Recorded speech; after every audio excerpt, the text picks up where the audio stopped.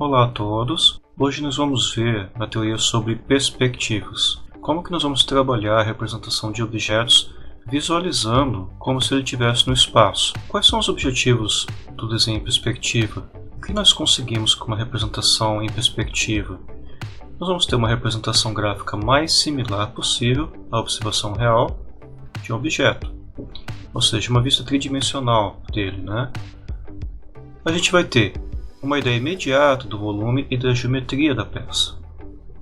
Mas, como a gente pode observar, a gente pode ver essa representação aqui, feita em perspectiva isométrica, e a gente percebe que a geometria dela é facilmente compreensível, facilmente interpretável, né?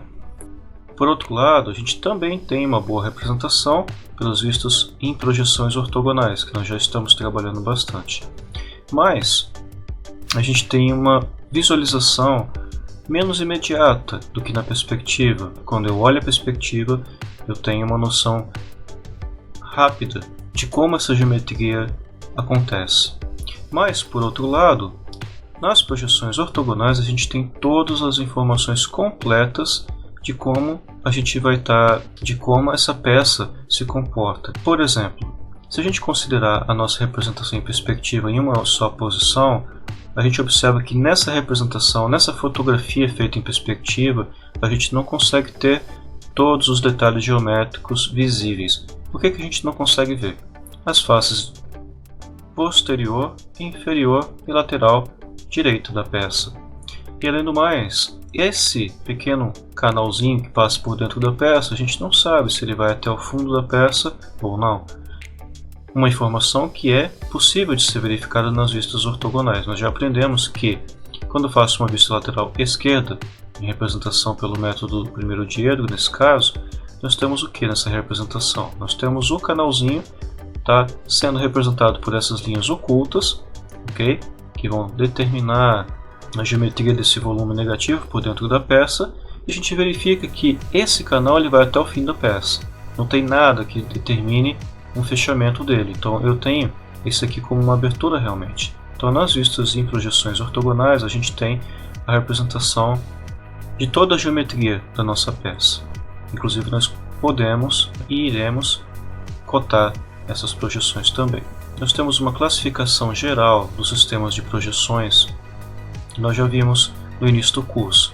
Nós temos nas projeções planas, ou seja, projeções de um objeto que está no espaço em um plano 2D, nós classificamos esses sistemas em sistema cônico de projeção, quando eu tenho um centro de projeção a uma distância d finita do plano de projeção.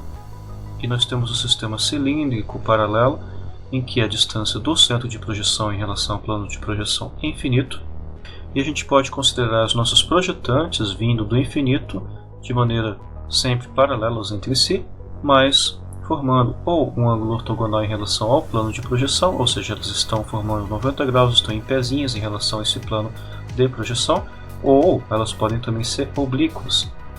Elas podem não formar um ângulo de 90 graus em relação ao plano de projeção. Okay? Então elas são normais ou ortogonais ou perpendiculares ao plano de projeção. Então a gente indica que as projetantes são normais ao plano de projeção, ou não normais, ou seja, não formam um ângulo de 90 graus e são oblíquos, são inclinadinhos em relação ao plano de projeção. As projeções cônicas têm quais características? Como nós já vimos, elas provocam deformações nas grandezas do objeto representado no plano. Dependendo da posição que eu tenho o centro de projeção em relação ao plano de projeção ou mesmo a peça, eu tenho uma deformação na construção da projeção dela. Nós podemos observar que a projeção da nossa peça, nós podemos ver que a representação do objeto fica muito deformada em relação ao objeto que existe realmente no espaço. Mas, por outro lado, como se trata de uma distância finita em relação a um objeto e a um plano de projeção, a gente acaba tendo representação mais próxima à percepção real da gente. Onde que são utilizadas essas projeções cônicas? No desenho arquitetônico ou artístico.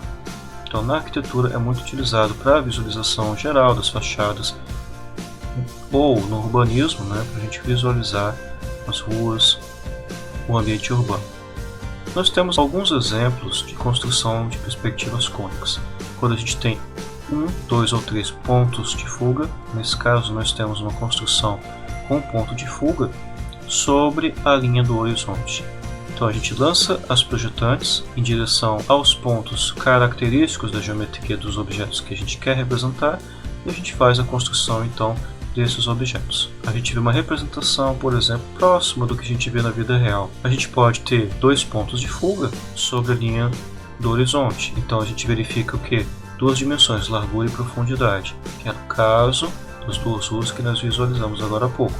Nós podemos ter ainda um sistema de projeção cônico com 3 pontos de fuga, que a gente verifica a largura e profundidade sobre a linha do horizonte, LH, e a altura, acima ou abaixo do horizonte.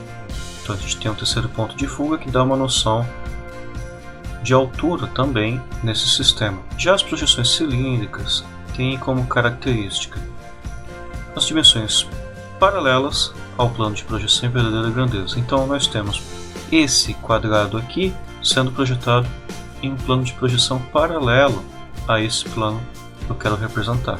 Então, no sistema de projeção cilíndrico ortogonal, nós temos que a projeção desse objeto no plano de projeção tem todas as dimensões iguais às dimensões do objeto na vida real, ou seja, ele se projeta em verdadeira grandeza. Não importa qual que seja o objeto. Se a face desse objeto estiver paralela ao plano de projeção, a projeção vai ser representada em verdadeira grandeza. Esse tipo de representação é a representação mais utilizada nos desenhos de engenharia. E a gente pode ter as nossas projetantes ortogonais em relação ao plano de projeção ou inclinadas. Dentro das projeções paralelas ortogonais, a gente pode ter 2 tipos de representação. As projeções axonométricas, em que as 3 faces do objeto são visíveis, em outras palavras, as perspectivas, e as vistas múltiplas, ou as nossas vistas ortogonais, que já estamos acostumados, onde eu tenho a face do objeto paralela ao plano de projeção, e apenas essa face é visível, em verdadeira grandeza, ok?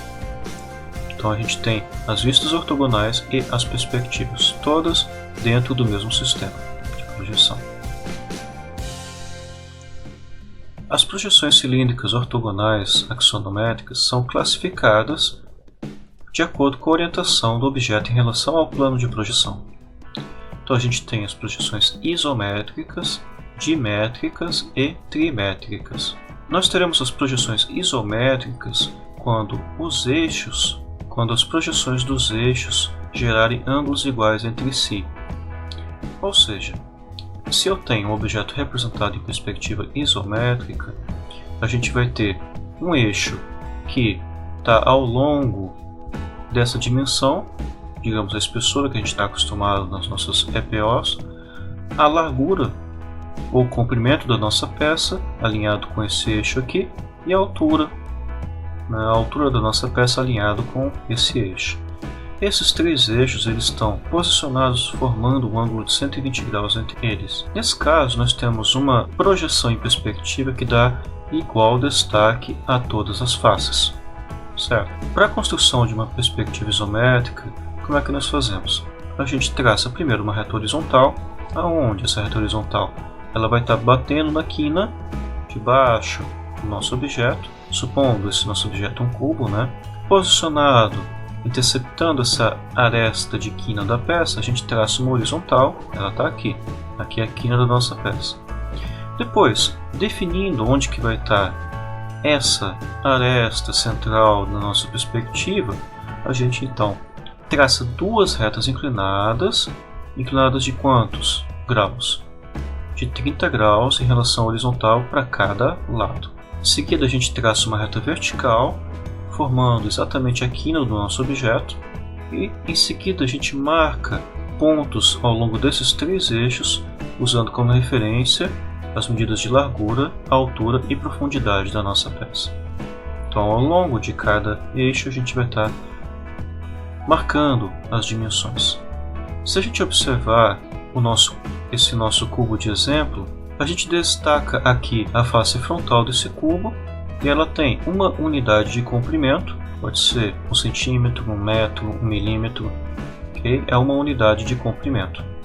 Então a gente tem essa unidade. Se eu construir a minha perspectiva utilizando ao longo dos 3 eixos as mesmas medidas que eu tenho nas vistas ortogonais, a gente vai observar que, em relação às vistas ortogonais, a gente vai verificar que o cubo, a gente observa que a representação em perspectiva parece maior do que a representação na vista ortogonal, no sentido de contornar essa visualização aparentemente maior do que existe nas dimensões reais.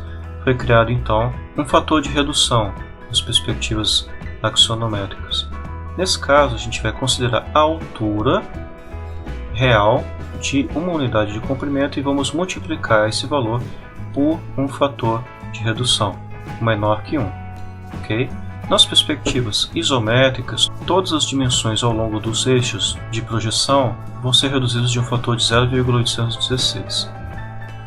Então nós vamos ter a construção de uma perspectiva e todas as dimensões a gente vai estar sempre multiplicando por 0,816 aquela unidade que eu tenho. Se eu tiver uma largura de 1 metro, a gente vai ter que a representação desse eixo em perspectiva vai ter 81,6 centímetros.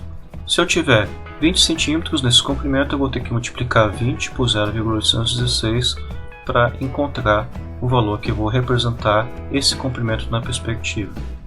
Mas a gente também pode considerar a nossa perspectiva feita com fatores de redução, em que dá uma isométrica mais próxima da realidade, ou considerar uma isométrica simplificada, em que não são aplicados os fatores de redução. Eu vou considerar todos os eixos com as medidas originais obtidas nas projeções ortogonais.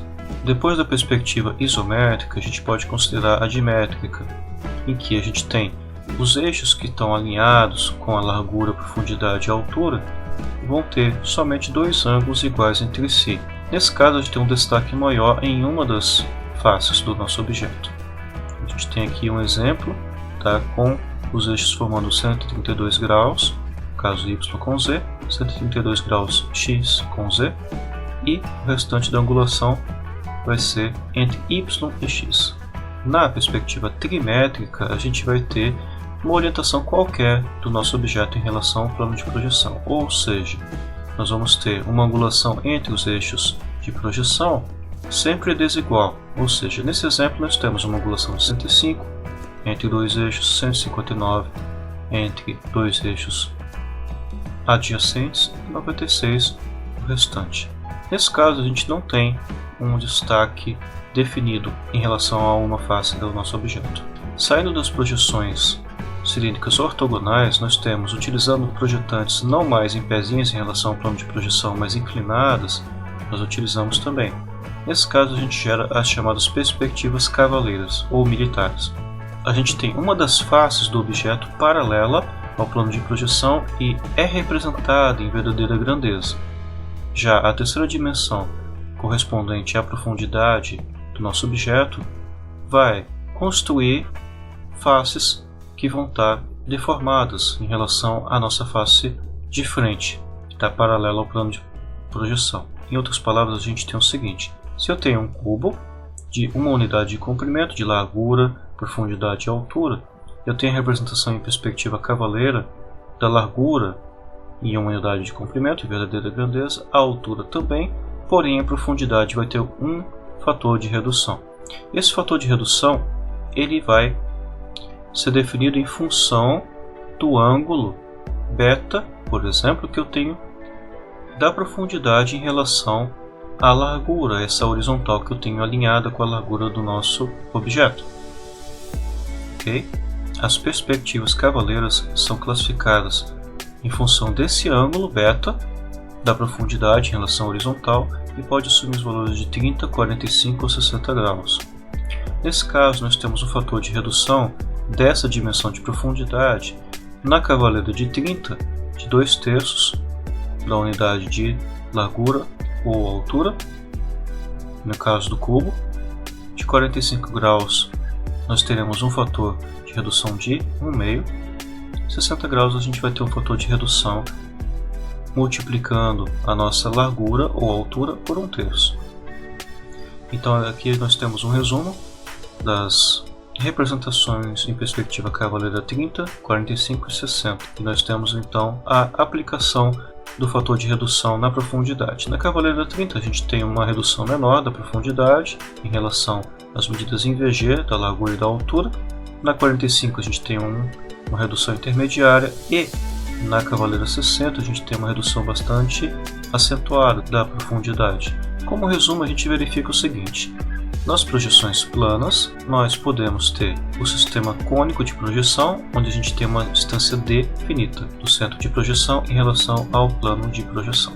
Nesse caso, a gente tem projeções cônicas com um ponto de fuga, com 2 pontos de fuga ou com 3 pontos de fuga.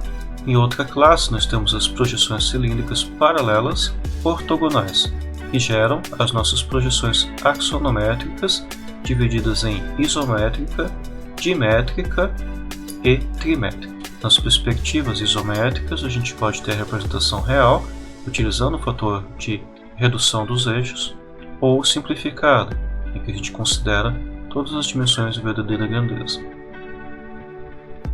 Para as projeções cilíndricas paralelas, com as projetantes oblíquas, nós tiramos as perspectivas cavaleira 30, 45 e 60, cada uma com uma angulação da profundidade em relação à horizontal. Nesse quadro, nós temos um resumo dos fatores de redução dos eixos. Nós temos para todos os eixos da perspectiva isométrica redução do mesmo valor, 0,816, para largura, altura e profundidade. Nas cavaleiras 30, 45 e 60, somente a profundidade reduzida nesses fatores, 2/3 para de 30, 1/2 para de 45 e 1/3 para de 60. Nesse outro quadro, nós temos exemplos de fatores de redução para situações de perspectiva isométrica, dimétrica e trimétrica. No caso da isométrica, a gente tem sempre um fator constante e os ângulos também são constantes. Para os outros sistemas, nós temos exemplos de ângulos para cada figura e nós temos os fatores correspondentes de redução para cada eixo, certo? Então, pessoal, em relação às perspectivas, a gente tem uma visão geral agora. Na próxima aula, nós vamos detalhar como nós vamos construir as perspectivas isométricas. Até a próxima aula.